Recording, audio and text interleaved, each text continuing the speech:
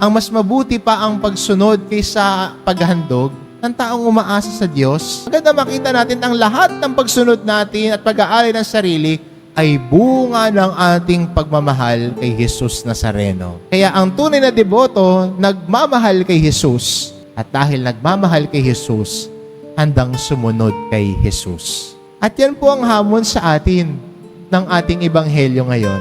Na bilang mga nagmamahal sa Diyos, tayo din ay nagmamahal din at nagmamalasakit sa kapwa natin.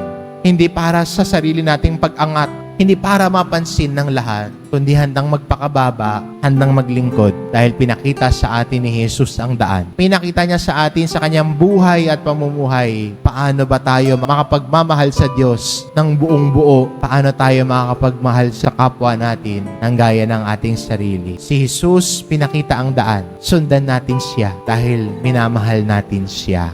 Amen.